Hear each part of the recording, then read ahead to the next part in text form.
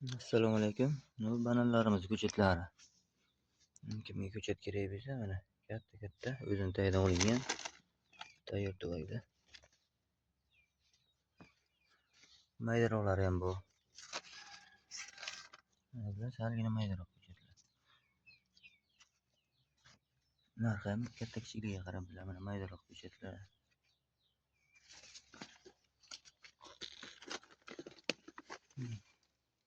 Mana bu mayda ko'chatlar. 3 taladan chiqqan.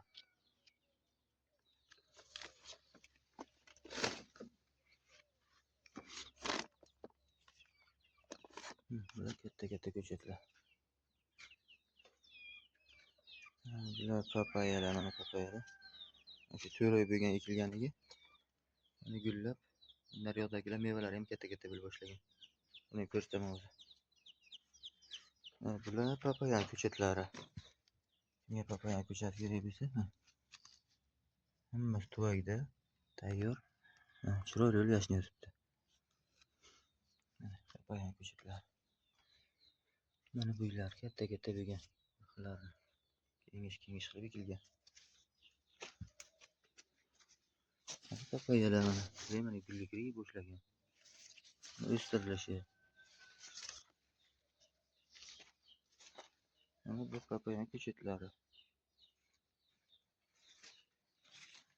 Mana mevalar. Bahorda oxirgi oyi mayda ekkanman.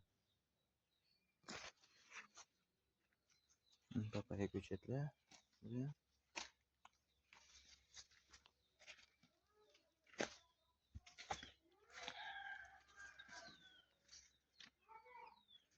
Mana bu ham shakl berib o'stirilgan. Bular ham o'zini gulga kirib boshlagan. Mana gulchalari.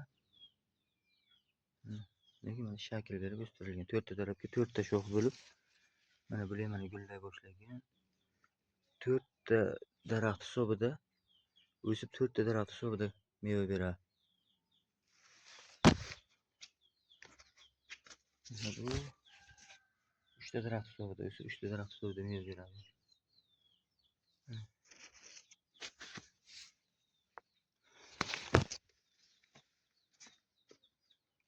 Mana bitta daraxt hisobida mana mevalar.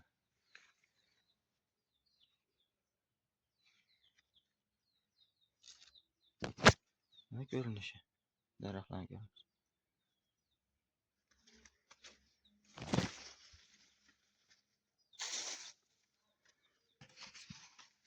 Mana uni yerga yotqizib o'stirilgan. Mana mevalar. Gullab. Meva mana bitta shaddacha nechtalar meva bergan mana bitta, ikkita, uchta, to'rtta gul.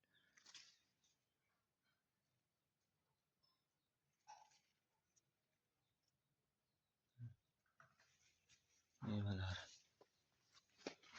Shu daraxtlarga ekkanimga yangi 5 sm, 6 sm ko'chatlar edi. 4 oy deganda xuddi ana shunday ko'rinishga keldi daraxtlar.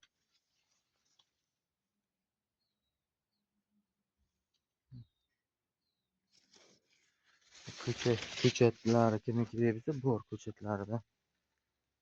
Juda ko'p miqdorda emas, bir ozroq bor mana. Ko'chatlar.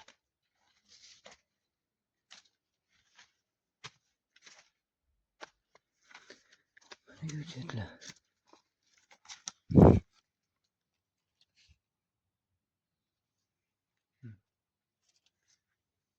Chiroyli o'sgan. Mana chelakka kelgan. Mana shu ham ozgina qoldi gullashiga. Gullab qoladi. Mana ko'rinishi.